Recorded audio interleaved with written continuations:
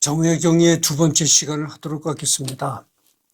지금이 오후 5시 23분을 가리키고 있습니다. 일가가 해남 윤씨며 어머니는 국문학사를 공부할 때 꼭 나오는 문인인 윤선도의 증손자인 윤두소의 손녀이다. 윤두소.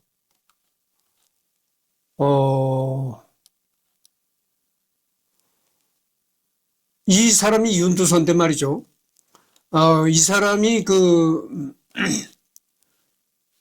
윤선도의 증손자라는 겁니다. 여러분들 윤선도 유명하잖아요. 이게 윤선도 초상인데,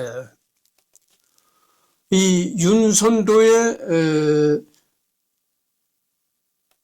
증손자인 윤두소. 이 초상이 참 기막힙니다. 여기 보면 이게 윤두소의 모습이거든요. 이게 눈이 이렇게 아주 눈꼬리가 올라갔고, 요 눈 밑에 지방질이라고 하잖아요. 그리고 콧수염,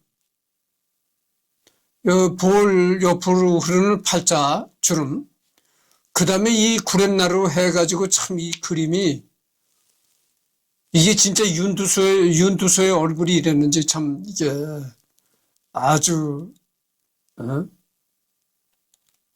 얼굴 모양이 참 기막힙니다. 윤두소의 증손자라는 겁니다. 정약용의 어머니가 윤두소의 손녀이다. 그러니까 윤두소는 윤선도의 증손자고, 윤두소의 손녀가 정약용의 어머니다 이런 얘기죠. 부친이 관리 생활을 보고 자람으로써 백성 중에 사회적 약자들인 국민들을 어떻게 돌보아야 하는 것인지를 깨달았다. 일가의 학문과 친가의 실천이 다산의 이름과 실천에 도움을 준 것이다. 그러니까 즉 얘기하면은 정약용의 어머니는 문학적인 그런 가문에서 태어났다 이렇게 볼 수가 있는 것이요. 여러분 윤선도가 얼마나 유명한 문인입니까? 그러니까 문학적인 그런 가정에서 문학적인 피를 받고 태어났다 이런 얘기를 할 수가 있는 것이요. 임오화변이 나오는데, 임오화변,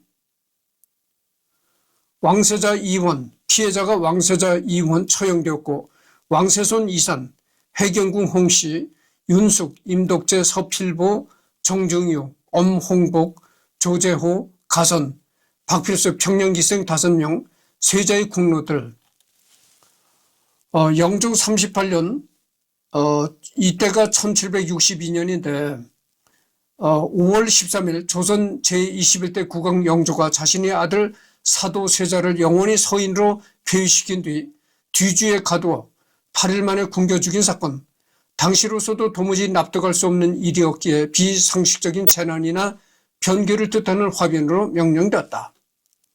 그래서 이제 화변이라고 칭하게 된 것이죠. 임오년에 이런 아주 개변이 일어났다고 해가지고 화변이라고 한 것입니다. 그러니까 이때 영조가 통치할 때인데, 영조 임금이 자기 아들을 서인으로 폐위시킨 뒤 뒤주에 가둬서 8일 만에 굶겨 죽였다는 겁니다.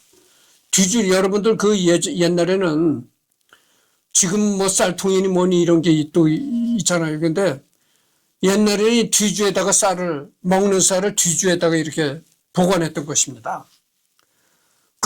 먹는 쌀을 보관하는 뒤주에다가 자기 아들을 가두어가지고, 8일 동안 가두는데, 그래가지고 아들을 굶겨 죽였다는 거죠. 흔들지 마라. 어지러워 못 견디겠다. 사도세자 이원. 사실 조선 역사에서 왕이 자신이 친아들인 왕제를 죽인 것은 이 사건 이외에도 중종이 1533년 서장자인 복성군을 사사한 선례가 있긴 했다. 복성군 사사도 심각한 일이었으나 임오화변과 비교하면 심각한 정도가 매우 다르다. 물론 동생 광해군이 동복형 임해군을 사사한 것도 나름대로 충격적인 선례이긴 하지만 임해군은 조선 왕실 역사상 최악의 문제라 어쩔 수가 없었다. 굳이 임해군 사사에 문제가 있었다고 한다면 억지스러운 명분을 내세웠다는 점을 들 수 있다. 하여튼 임오화변이라는 것은 영조임금이 자기 아들을 뒤주에 가둬가지고 8일 만에 죽인 사건이다 이런 얘기죠. 임오화변이 일어나던 해인 1762년 8월 5일 경기도 광주부 초부면 마제리에서 여기가 지금은 그 남양주시 조안면 능내리죠. 아버지 정재원과 어머니 해남 윤씨 사이 5남 3녀 중 넷째 아들로 태어났다. 어릴 적 정약용은 매우 차분하고 화를 잘 내지 않은 성격이었다고 한다. 그 일화로 어릴 적 천년두에 걸려 얼굴에 종기가 큼직하게 났는데 눈가에 나서 또래들이 마치 눈썹 같다고 그를 산미, 말 그대로 눈썹이 세 개라고 놀리듯이 불렀는데 화내지도 않고 그러냐 그래 라고 대답했다고 한다. 아예 스스로를 산미라고 부르고 산미집이라고 글을 쓰는 통에 놀리던 아이들이 아무 말도 못했다고 한다. 그러니까 남이 눈썹이 세 개다 해가지고 눈썹에 이 천년두를 알아가지고 이 눈썹에 곰보 자국이 생겼다는 거예요. 그래가지고 눈썹이 세 개처럼 보이더라 이거예요. 그래서 애들이 쟤는 눈썹이 세 개야 세 개 이렇게 놀리니까 오히려 그 애들을 직접적으로 이렇게 대항하지 않고 오히려 그걸 이용해서 자기를 드러내는 자기 PR을 하는 그런 걸로 활용했다 이겁니다. 산미라고 해가지고 세 가지 눈썹이다 해가지고. 그러니까 이 정약용의 그 인성을 보면 말이죠. 직접적으로 이렇게 대드는 그런 그 인성이 아니고 이렇게 빙 돌려가지고 그것을 오히려 자기한테 복되게 하는 자기 PR로 오히려 활용하는 그 매우 지혜로운 그런 참 애인데도 불구하고 애들인데도 불구하고 매우 그 나이 많은 사람이 하는 것 같은 지혜로운 인성을 가졌다 이런 얘기죠. 그러니까 애들 때서부터 나이가 어렸을 때부터 이렇게 지혜로운 인성을 가졌으니까 그 정약용이 얼마나 그 지혜로운 사람이었는가를 알 수가 있는 거죠.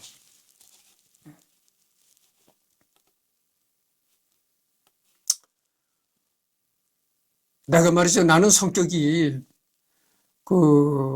대드는 성격이에요. 내가 뭐 체격도 안 좋잖아요. 내가 어렸을 때서부터 약하다 소리를 내가 많이 들었는데 내가 언젠가 이 유튜브를 하면서도 이런 얘기 한 적이 있었어요. 만약에 내가 불량배 김두한이 체격이 내가 김두한이 같이 이렇게 태어났더라면 나는 벌써 살인을 쳤을 사람이라고 내가 얘기한 적이 있었습니다. 남한테 내가 그렇게 핍박을 많이 받았어요. 그러면서도 그렇게 남한테 핍박을 받고 얻어맞긴 많이 얻어맞고 그러면서도 내가 남을 함부로 조치질 않았습니다.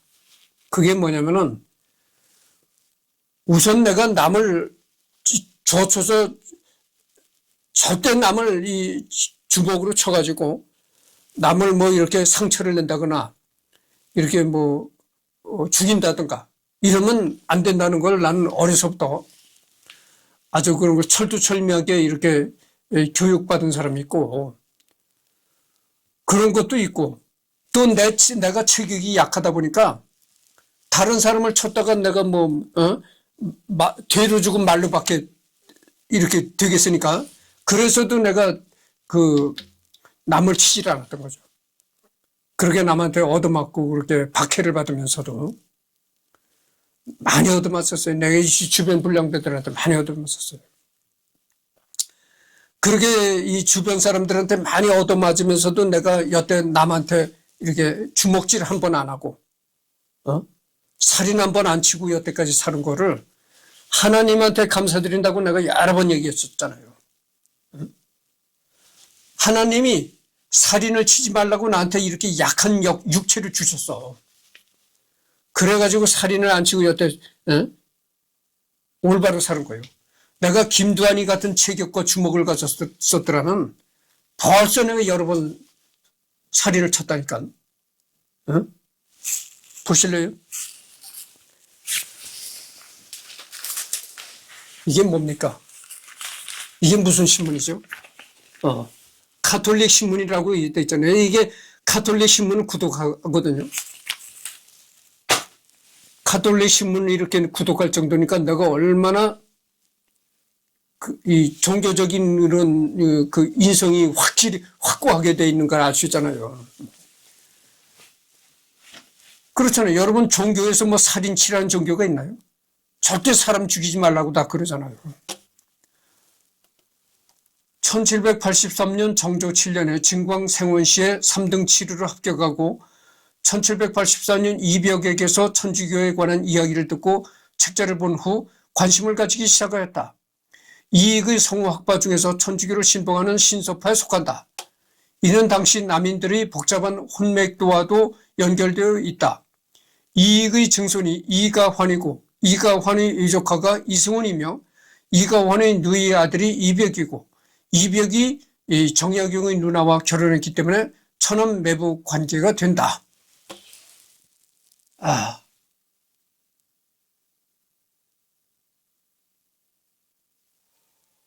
그래서 남인 북인, 노론 소론, 뭐 남인 북인 이런 걸로 정파가 나눠서 싸우고 갈등을 벌였다고 했잖아요. 조선시대. 그래서 이 정약용이는 남인 쪽에 속했다 그거죠. 남인 쪽에 속해 있는 사람인데, 이승훈이는 정약용의 누나와 결혼했고, 여기 보면 이벽이 정약용의 누나와 결혼했다고 나오네요.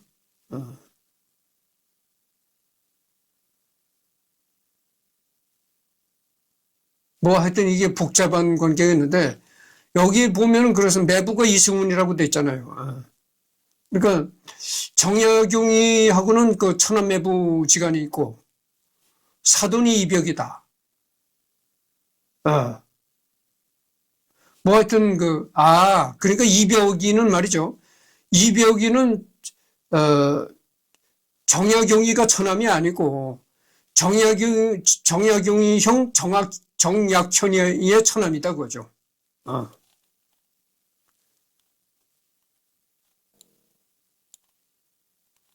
그러니까 여러분들 헷갈리지 마셔야 되는데 이벽이는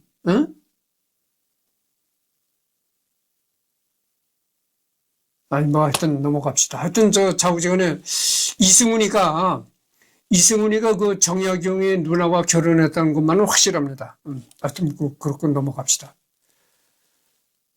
옛날에도 보면은 그런 게 있어요. 뭐냐면 옛날에도 이 겹사돈이라는 게 있습니다. 겹사돈이라는 게 있어요. 겹사돈이라는 게 요즘에나 있었던 일이 아니고 옛날 조선시대에도 이 겹사돈들이 많았어요. 그러니까 사돈끼리 또 사돈을 맺는다 이거죠.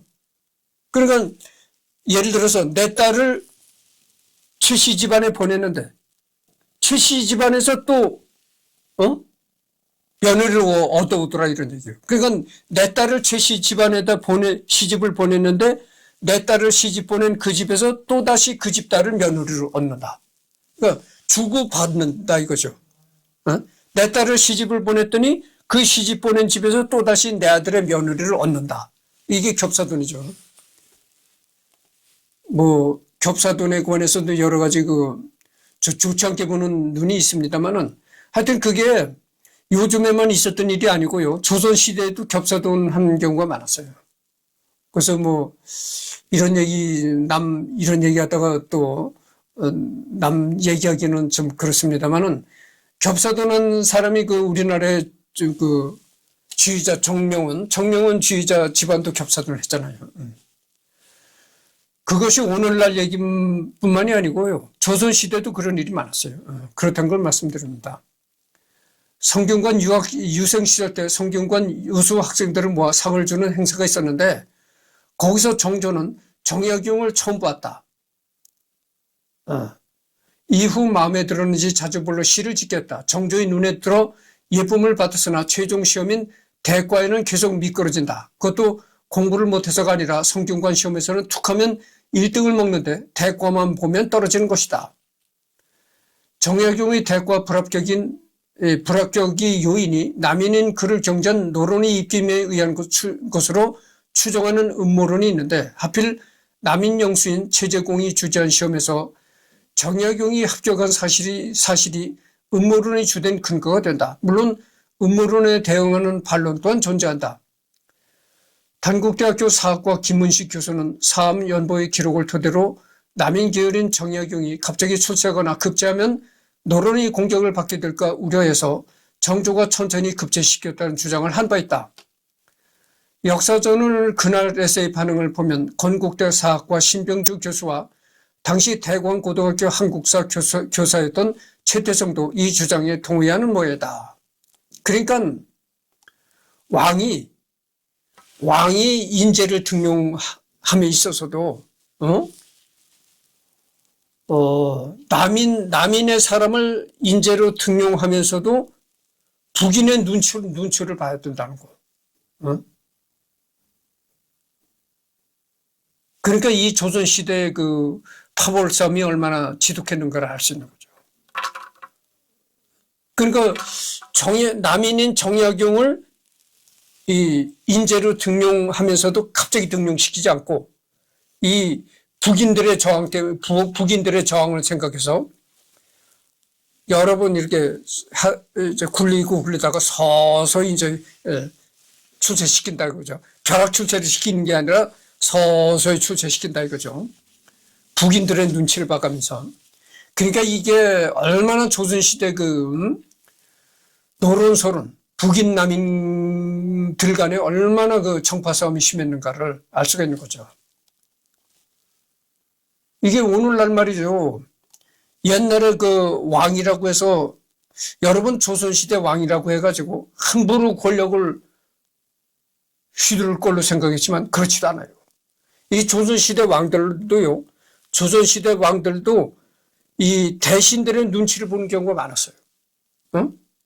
대신들이 들고 일어나면 왕을 내쫓을 수가 있다니까. 지금도 그렇잖아요. 지금도 윤석열이가 국회를 잘못 건드렸다고 그렇게 탄핵을 당해버리잖아요. 응? 국회가 대통령을 탄핵시킨다니까. 그래가지고 지금 대통령 그 업무를 제대로 못하고 있잖아요, 지금. 그래가지고 지금 헌법재판소에서 어떻게 결론이 내려질런지 거기에 따라서 영원히 대통령직을 잃어버릴 수도 있고 다시 부활할 수도 있고 그렇다 이거죠. 근데 이 조선시대도 그랬어요. 조선시대도 왕이라고 해서 함부로 대신들은 어떻게 할 수가 없었다고.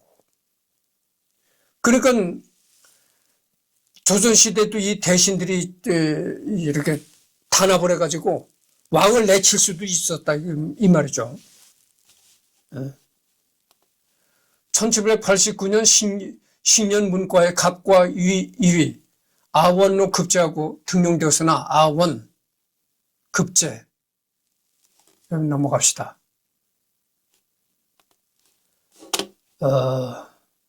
흔히 정약용의 천재 이미지 탓에 당연히 장원일 거라 많이 생각하지만 장원은 아니었다. 이 당시 과거에서 장원으로 합격한 사람은 서영보로 당대 최고의 문장에서 제수된다는 대제학까지 지닌 인물이다. 서영보는 서총원의 6대 조상이다. 그래서 정약용이가 수재형으로 생겼기 때문에 흔히 과거에서 급제로 장원 급제로 했을 것이다 이렇게 흔히들 생각하는데 그렇지 않다는 거죠. 이때 정약용 시대에 과거에서 장원 급제한 인물이 서영보라는 겁니다. 이 서영보가 누구냐면 예전에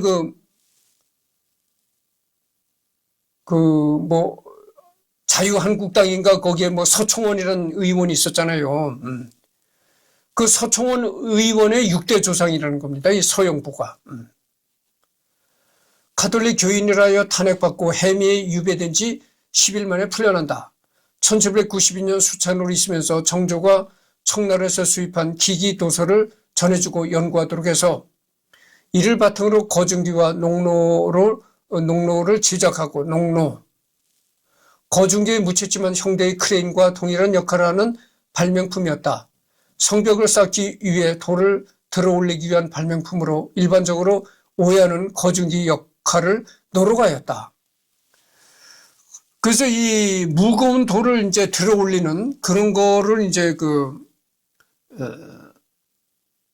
정약용이가 만들었다고 하죠. 근데 뭐 정약용이가 맨 땅에 헤딩하는 식으로 다 그렇게 만드는 것이 아니고 이제 중국에서 청나라에서 수입한 이 도면, 그 당시 이제 청나라에서 들여온 이 무거운 돌을 들어올리는 뭐 기계 도면 같은 게 있었나 봐. 그거를 갖다가 이제 정약용이한테 주면서 연구를 해라 이랬단 거죠, 임금이. 그래가지고 정약용이가 그런 무거운 돌을 들어올리는 그거를 만들어내가지고 이 여러분들 수원성을 축조하는데 그게 이제 많은 도움이 되었다고 하죠.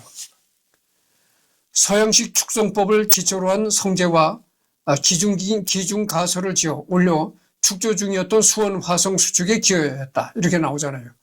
수원에 그 성들을 쌓는데 정약용이가 만든 그런 무거운 돌을 들어올리는 그런 기계가 많이 역할을 했다. 이런 얘기죠. 1794년 경기도 암행어사로 나가 경기도 관찰사 서영보, 연천 현감 김양직의 비리를 고발하여 파직시키는 등 크게 활약하였다. 그러니까 암행어사, 정약용이가 암행어사 노릇을 했다는 거죠. 암행어사로 나가가지고 경기도 암행어사로 나가가지고 서용보,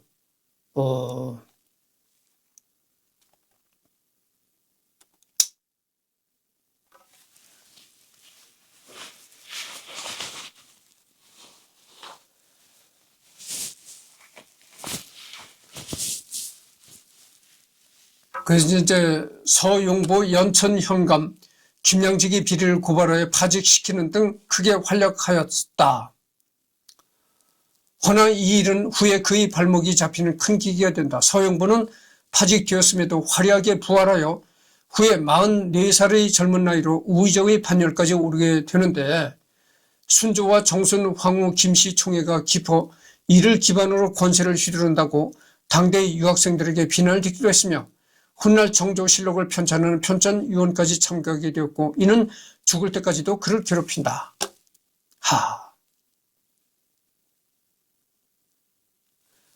이 경기도 정약용이가 이 경기도 암행어사로 나갔을 때 이 서영보와 연천현감 김영직 이런 사람들을 이제 고발해가지고 내쳤다는 거죠. 내쳤는데 이 서용보라는 사람이 훗날 우의정까지 올라가게 된다는 겁니다. 우의정이라는 것은 말이죠.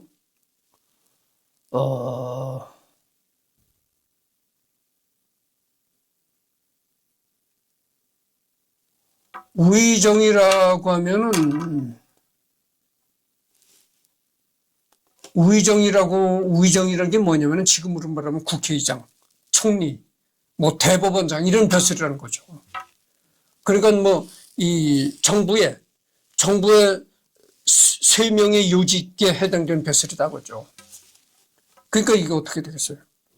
예전에 정약용이가 암행어사를 갖다가 내쳤던 인물이 나중에 이렇게 우의정까지 오르는 그런 출세를 하다 보니까 정약용이 저놈이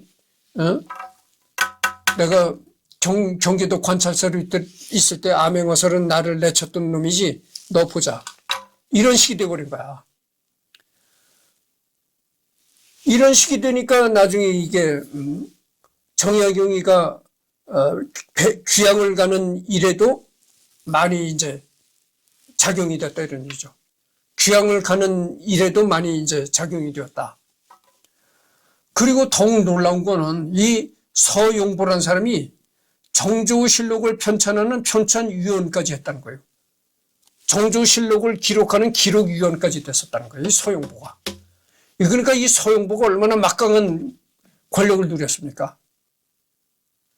그러니까 이게 기막힌 일이죠. 그래서 이게 끝까지 정약용의 발목을 잡고 늘어지는 거야.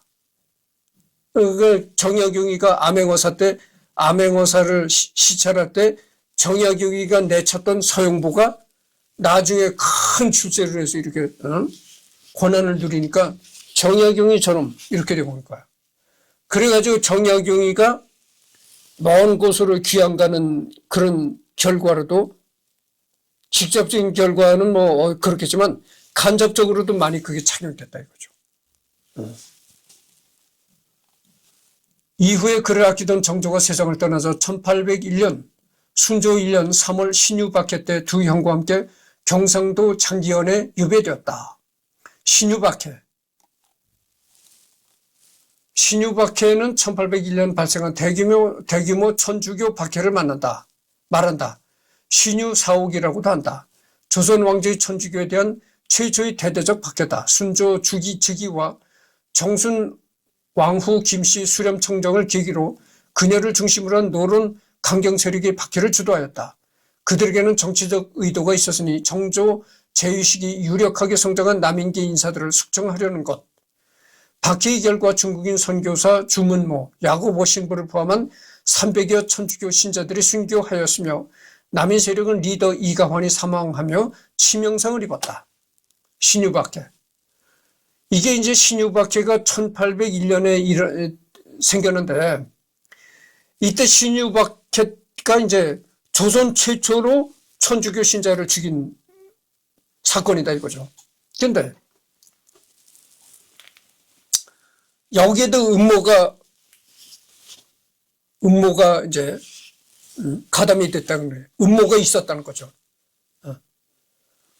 겉으로는 천주교 신자라서 죽인다 하는데 이게 알고 보면 노론 강경 세력들이 주도하는 거다. 노론 강경 세력들이 천주교 신자들을 갖다 죽여야 된다고 겉으로는 그런 명목을 내세우는데 천주교 신자들을 죽여야 된다 하고 노론 세력들이 겉으로는 그런 그 명분을 내세웠지만 사실 이렇게 뒤로 알고 보면 노론 세력들이 소론을 죽이려고 했던 거다 이거예요. 그래서 소론 중심의 사람들이 많이 죽었다 이거예요. 그러니까 소론 신분으로서 이 천주교를 믿는 사람. 그런 게 이제 타겟이 되었다 이거죠. 그러니까 겉으로는 뭐 천주교 신자라서 죽인다고 하지만 그 이면에도 알고 보면 노론 소론의 그 갈등이 그렇게 심했다 이거죠. 이때 남인 세력들이 이 천주교 신자라고 해가지고 남인 세력들이 많이 죽었다 이거죠. 반대파 정파를 천주교 신자라고 제목을 씌워가지고 이제 죽이는 거죠.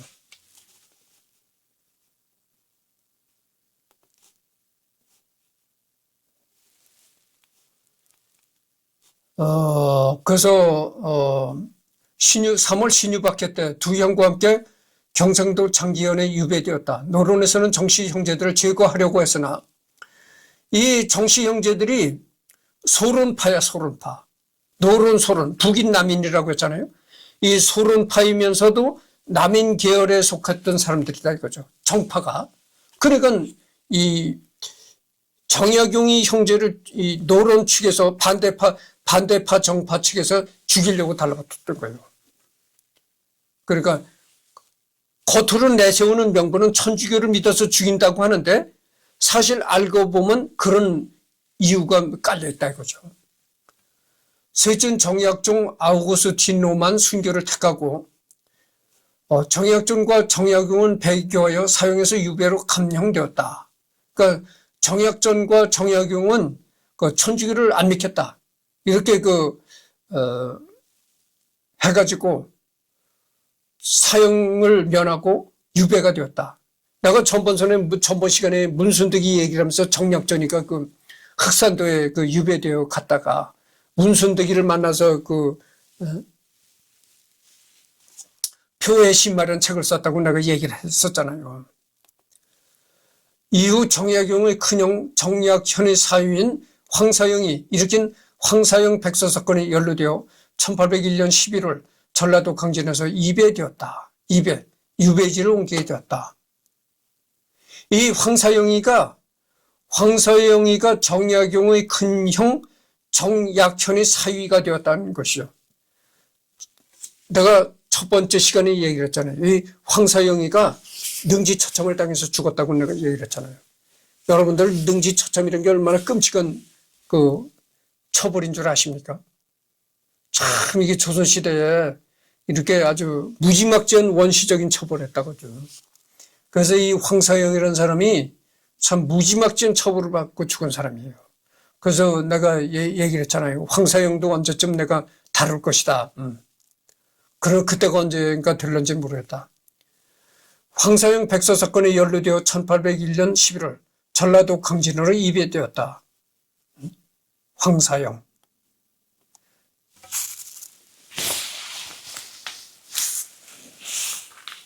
황서영이도 이 천주교 믿다가 이렇게 순교를 했으니까 이 가톨릭계에서 가톨릭 이 종교계에서는 이 황서영이가 참 순교한 사람입니까? 어떻게 되겠어요? 성자로서 취급받는 거죠. 정약용이 18년 동안 귀양 생활을 조정해서 끊지 못했던 것도 영의정이었던 노론 벽파의 거두 서영부가 극렬하게 반대했기 때문이다. 그래서 이 서영부는 노론이고 그런데 서영부가 그렇게 끝까지 정약용을 발목을 잡고 늘어지게 된 거죠. 그러니까 이게 일생에 참 덫에 걸린 거죠. 이제 정약용이가 그때 정약용이가 암행어사를 할 때 내쳤던 그 서영부가 나중에 뭐 우의정까지 오르고 뭐 조선 왕조 실록까지 지필한 지필위원이 되고 이렇게 되어버리니까 어떻게 되겠어요? 원수가 됐는데 이 서영부가 끝까지 정약용을 물고 늘어지게 된 거예요. 강진이 거의 외가가 있는 지역이고 외가의 장서량이 상당했기에 유배에서 풀려날 때까지 18년간 학문에 몰두해 있었다. 정약용의 외가는 해남 윤씨다. 그래서 이 정약용이는 이제 정약용이 형 정약전은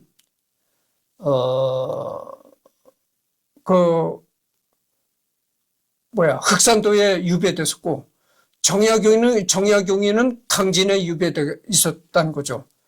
그래서 이 유배 생활을 하면서 정약용이는 학문에 몰두한 거죠. 유배 생활 동안 책을 굉장히 많이 집필했습니다. 그러니까 뭐 그때는 정치적인 유배 생활을 하니까 정치적인 모든 야망 정치적인 그런 연을 끊고 아주 오로지 학문에만 몰두한 거예요. 그 책 집필에만 몰두한 겁니다. 해남에 있는 노고당이 해남 윤씨 종가로 자체적으로 장서를 수집해 만곤당이라는 장서각을 지어놓았다. 바로 이 집안이 고산 윤선도와 공제 윤두서의 종가다. 그래서 아까 되었지만 이 윤선도와 윤두서의 집안이 이게 또 상당한 집안이었죠. 신의를 불태워 처형된 윤지충, 권상년은 정약용과 먼 외가 친척 사이가 된다. 윤지충이가 왜 죽었냐면은 그 제사를 지낼 때 보면 그 신이라는 게 있습니다. 그거를 이제 불태우는 거예요. 그러니까 그 신이라는 게 뭐냐면은 그거예요.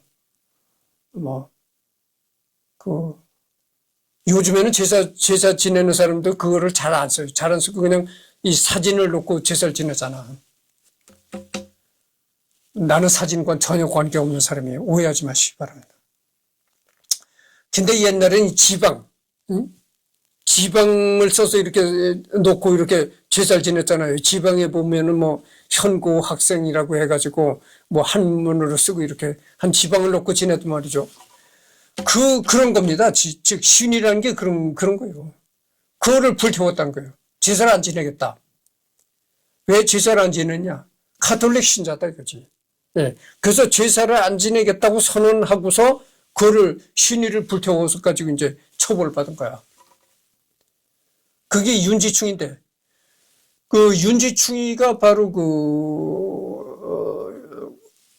정약용이 외가 쪽에 친척이다 이거죠.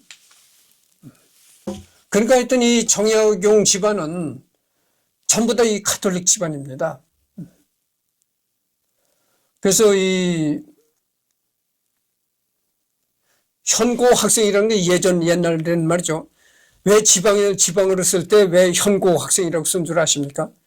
뭐 학교 다니는 학생이라고 그래서 학생이라고 쓴 게 아니고 옛날에는 학생을 뭐라고 학생이냐면 벼슬을 한 사람은 그 벼슬 직책 이름을 쓰는데 예를 들어서 우의정뜻을 했잖아요. 그럼 어떻게 되겠어요? 현고 학생이라고 쓰지 않고 현고 뭐 우의정 어떻게 이렇게 썼을 것입니다. 근데 벼슬을 못했어. 벼슬을 못한 사람은 죽을 때까지 책만 읽었다 해가지고 현고 학생이다 이렇게 거죠. 그러나 어쨌든 간에 정약용은 뭐 벼슬을 했던 사람이니까.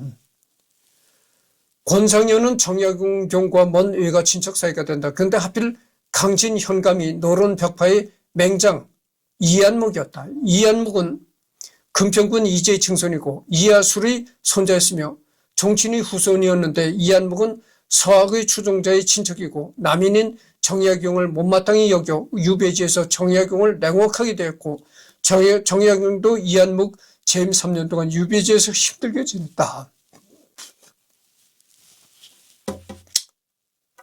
그래 강진현감이라는 건 지금으로 말하면 강진 군수가 되겠죠. 강진 군수 이한묵이라는 사람이 이제 강진 군수로 부임해 왔는데 이 이한묵이라는 사람이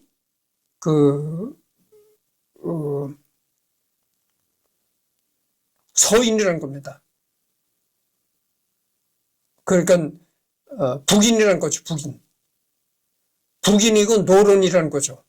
그래서 이한묵이라는 사람이 노론이자 북인이니까 어떻게 되겠어요? 남인인 정약용을 굉장히 못마땅히 여기고 정약용을 아주 괴롭게 했다 이거죠. 이 조선시대에 이렇게 북인 남인 노론 소론의 싸움이 이렇게 굉장히 심했던 겁니다. 이한묵은 강진 현감이 있었을 때 도색질을 하여 탄핵당하고 권유와 합작의 대원 저지 기도 사건에 가담하여 역적으로 몰려 정법당했다. 진짜 정약용을 괴롭힌 사람은 노론에서 악연인 서영부와 친했지만 서학 문제로 원수가 되어버린 이기경과 노론벽파의 강경파인 이한묵이 되겠다. 그래서 여러분들 조선시대도 보면 왕 노릇하기가 상당히 힘들었어요. 방금 전에도 내가 얘기를 했잖아요. 조선시대 왕은 죽을 때까지 안심하고 이제 왕을 해먹었었던 게 아니에요. 조선시대 왕은 제 기분 약히는 대로 막 할 수 있었던 게 아니에요. 이 노론 소론 싸움 틈바구니에서 그렇게 조종하는 묘수를 가져야 했던 게 이 왕이에요. 이 노론 소론 싸움에 이게 왕도 요즘 말로 하면 탄핵 뛰는 수가 있다니까. 그러니까 이 조선시대 왕도 이렇게 왕 해먹기가 이렇게 어려웠던 거예요. 제대로 왕을 해먹기가 어려웠던 거라고.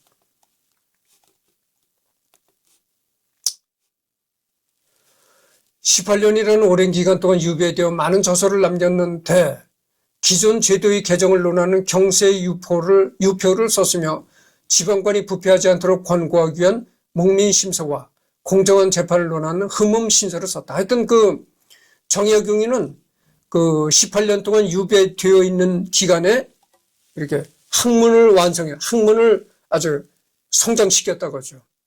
그때는 유배 기간 때는 중앙의 모든 정치와는 아주 연을 끊고 오로지 책과 지필에만 전념했다고 합니다. 그러니까 세상사 모든 골치 아픈 일을 딱 연을 끊어버리고 고요히 앉아서 맨날 책을 읽고 글쓰기에 전념했다. 그러니까 학문적으로 굉장히 완수가는 시기였다 이거죠. 유배 기간이. 연구의 성과가 나타나는 유배 후반기에 탈고된 것이 많다. 정약용을 공격하는 노론 벽파가 몰락했지만 당시 전국에는 평지 풍파가 일어났었기에 조정에서는 정약용의 유배를 잊어버리고 석방하지 않았다. 그러니까 세월이 자꾸 흘러가니까 정약용이가 유배를 떠난 지도 오래되었고 왕은 국사 일 보느냐고 머리가 아프게 바쁘고 이러다 보니까 그 조정에서는 정약용이라는 존재를 까마득히 뭐 잊어버렸다고 하죠. 잊어버리고 뭐 정약용이를 석방하려고 노력도 하지 않았다 이런 얘기죠. 서영부가 극렬히 반대했다는 또 얘기도 있어요. 서영부가 언제나 이 정약용의 발목을 잡고 늘어지는 거예요. 그러니까 그렇게 오랫동안 18년 동안 강진에서 유배되어 있는데 왕이란 자는 중앙 정치를 하냐고 어떻게 이 정약용이란 존재를 잊어버렸는지 석방하려고 안 하더라고요. 그러면 왜 왕이 정약용을 진짜 잊어먹어서 석방 안 하려고 했겠는가? 여기에는 서영보가 정약용이한테 당했던 서영보가 극렬히 반대했다는 그런 얘기도 있다는 거예요. 아들들이 가끔 석방을 해 격쟁한 기록도 있고 그의 제안을 삭제하려다가 도리어 공격당하는 기록도 있다. 이 시기에 아들들에게 보낸 편지가 7차 교육과정 고등학교 국어 교과서에 수록되기도 했으며 현재도 시중에 유배지에서 보낸 편지라는 이름으로 번역되었다. 내가 전번 시간에 얘기를 했잖아요. 정약용이가 자기 아들한테 쓴 편지가 바로 그거라고. 바로 그 편지가 내용이 뭐냐면 하늘을 우러러 한 점 부끄럼 없기를 입새에 이는 바람에도 나는 괴로워했다. 윤동주 시와 일맥상통한다고 내가 그랬잖아요. 원수들이 흠을 잡지 못하게 살아라 이런 얘기예요. 꼬투리를 잡지 못하게 살아라 이런 얘기예요. 그것이 바로 원수를 이기는 거다 그죠. 그것이 바로 정적을 이기는 거다 그죠. 그렇잖아요. 이 꼬투리가 잡혔다면 이 정적들한테 그냥 당하고 마는 거야. 지금 지금 자꾸 내가 그런데 윤 대통령도 왜 탄핵이 됐겠어요? 꼬투리가 잡힌 거야. 국회에다 그렇게 현역군인들을 풀어서 국회를 어떻게 해보려고 하다가 그것이 이제 꼬투리로 잡힌 거야. 그래가지고 저렇게 돼버린 거야. 그러니까 이게 뭐냐면 하늘 우러러 한 점 부끄럼 없이 그렇게 입새에 있는 바람에도 나는 괴로워했다. 아주 청렴결백하게 티 하나 없이 그렇게 꼬투리 하나 없이 살아라. 꼬투리 잡으면 큰일 나다 이런 얘기죠. 그래서 42분을 경고했습니다. 여기서부터는 다음 시간에 하도록 하겠습니다.